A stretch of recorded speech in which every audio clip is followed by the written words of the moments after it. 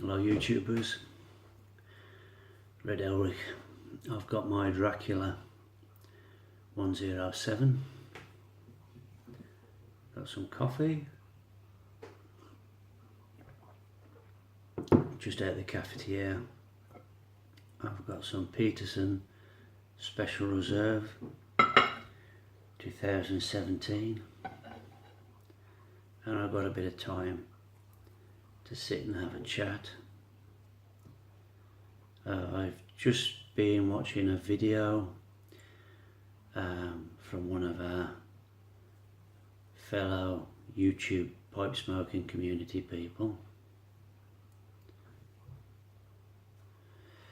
It's from the pipe smoking board gamer, and he just put it on a couple of hours ago, and he's just really telling, getting off his chest, I guess, that he's just been fired from his job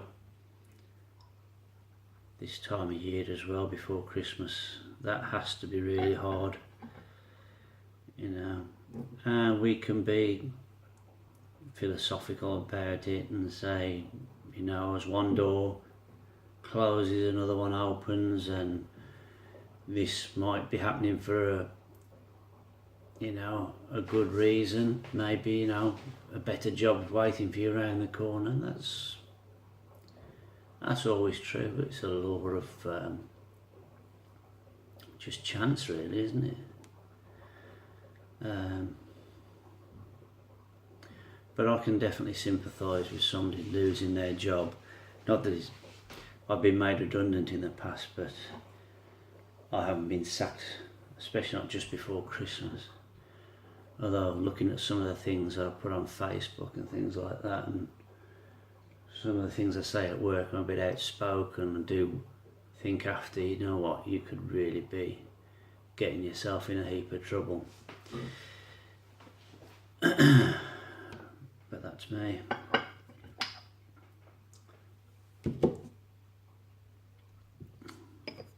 Helps if I put the lid on the right way, if I want it to close. Yeah, so I know that having watched the Smoking Board Gamer's videos before, I know that he's really interested in Buddhism. He's not particularly religious, but as a philosophy, I know that he's interested in Buddhism. And just to sort of put my little two-penneth in, I'd like to tell you a story that I heard, and the story's probably hundreds of years old. It comes from Buddhism. You may have heard it, especially the pipe smoking board gamer might have heard it, because he's into Buddhism, so he might have heard this story. But I heard it from Ajahn Brahm, who's a Buddhist abbot in Western Australia.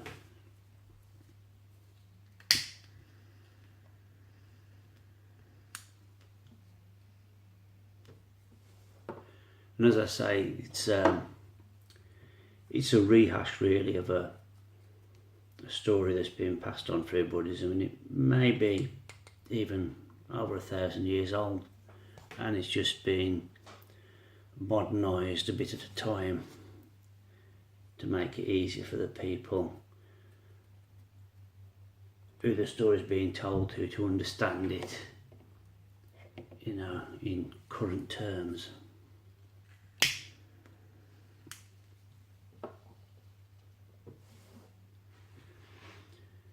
But the story, if I can remember it correctly, it goes along the lines of that hundreds of years ago, in a part of the world that we now think of as India, a small part of India. There's a place where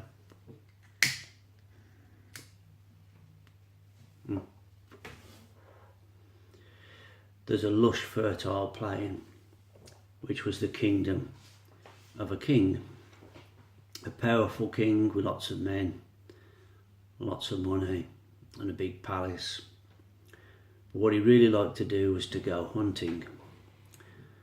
So whenever he could, he would go off into the forests on his horse, but not on his own, because it was very dangerous. There was a lot of strange wild men that lived in the forest, a different group of people who worshipped strange forest gods. They were savage people, not like the civilized people where he lived.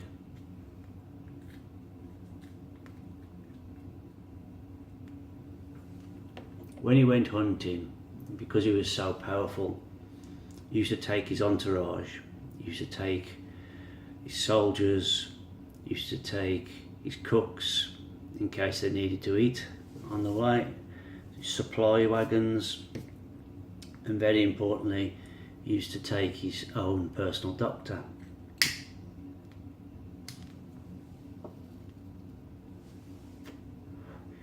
His doctor was not only his physician but also his wise man. He used to give him advice.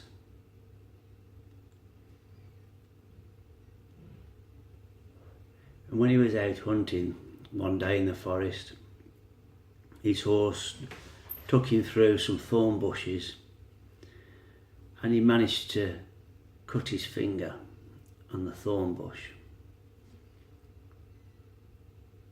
So he showed his doctor, who was with him, and said, "Doc, what do you think? Cut my finger."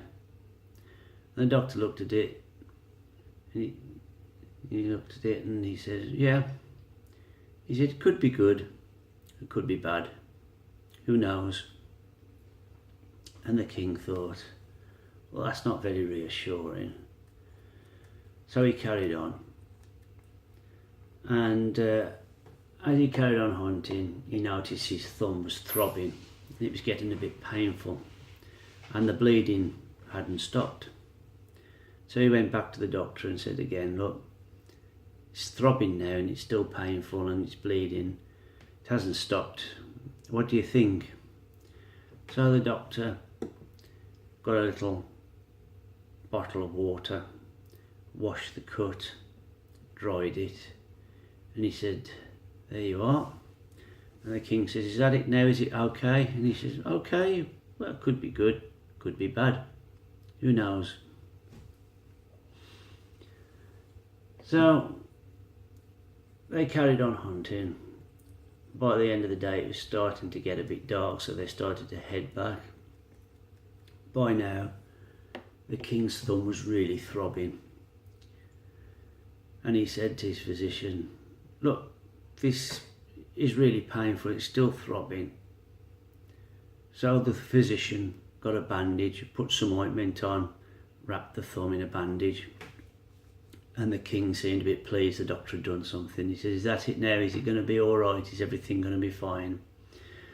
And the physician said, "Could be good, could be bad, who knows?" And the king was getting really fed up with this. And this guy's supposed to give him advice, he's supposed to be wise, and he's supposed to know what he's doing.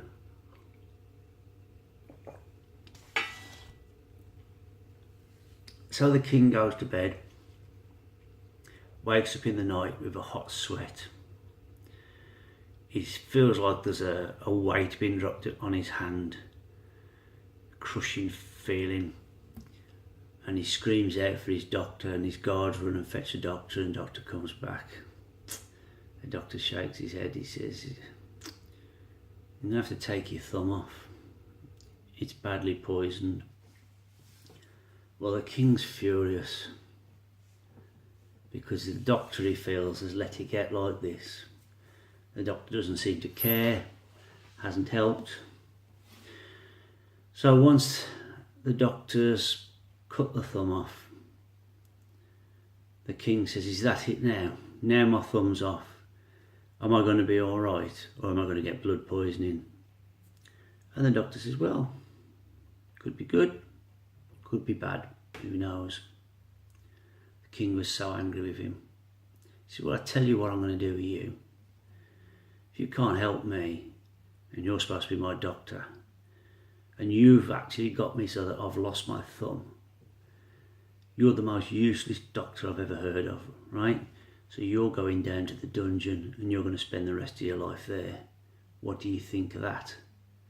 And the doctor says, well, could be good, could be bad, who knows?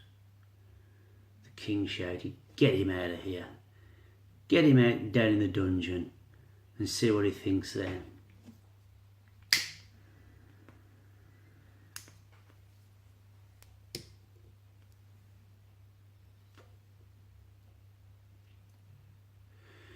So weeks go by. The king hasn't heard anything about the doctor. He's still down in the dungeon. The king started to recover a bit, started to forget about his missing thumb, till he wants to pick something up, of course. Oh, right. And the king decides he's going to go hunting. So he takes his entourage, minus the doctor, takes a new doctor, goes out in the forest, and the weather takes a turn for the worst. It starts to rain heavily, and it starts thundering and lightning, and the horse he's riding on bolts and panics, and so do his men. When their horses are startled, everybody scatters. And by the time the king's brought his horse under control, he doesn't know where he is. The jungle or forest is that thick and that wild, there's no way he can find a path or anything through it.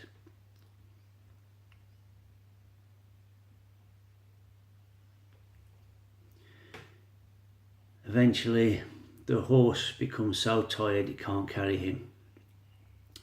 So he gets off and starts to walk.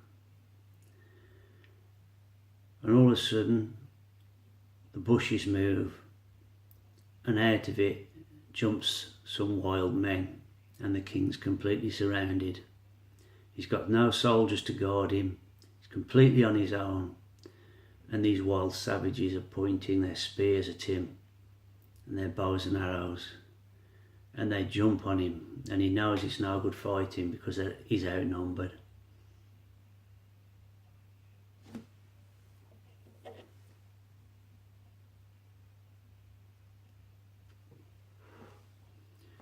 So they take him to their camp, and their leader, who's also there, Black Magic Witch Doctor,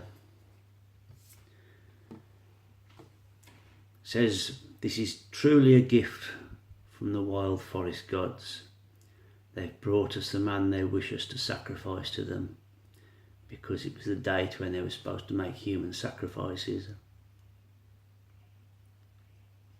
So they untie the king, lay him down on their altar, holding him down, and the witch doctor stands over him with a sharp knife, and he's going to cut the king open and take out his heart while it's still beating.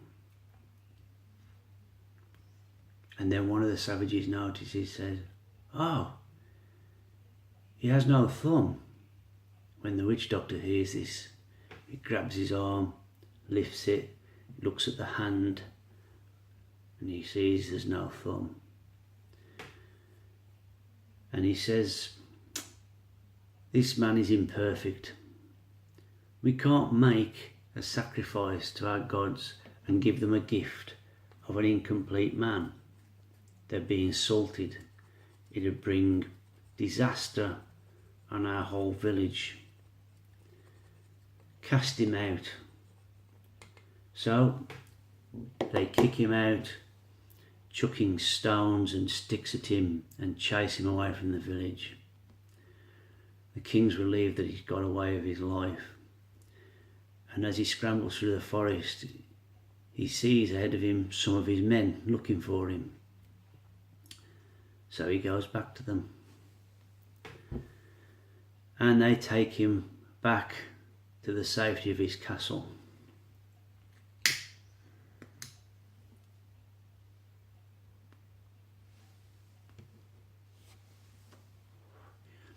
Once he's back at the castle and he's cleaned up and refreshed, he goes down to the dungeon to see the doctor. There's the doctor, sitting on a bench in the corner of his cell.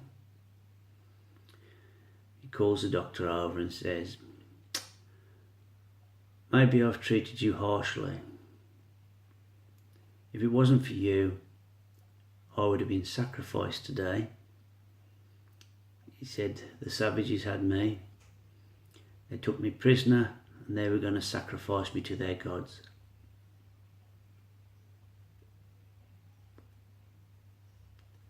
If I'd have had a complete hand, they would have done it and I wouldn't be here now.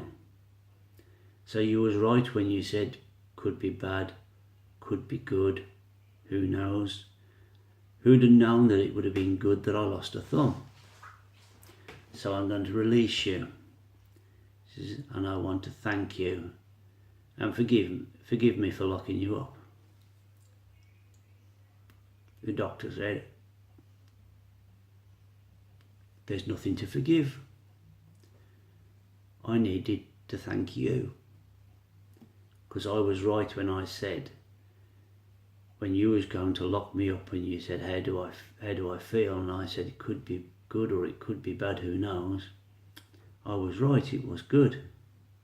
And the king looked at him thoughtfully and said, "What do you mean it was good that you was locked in the dungeon? You've been down here for 4 weeks now. What could be good about that?"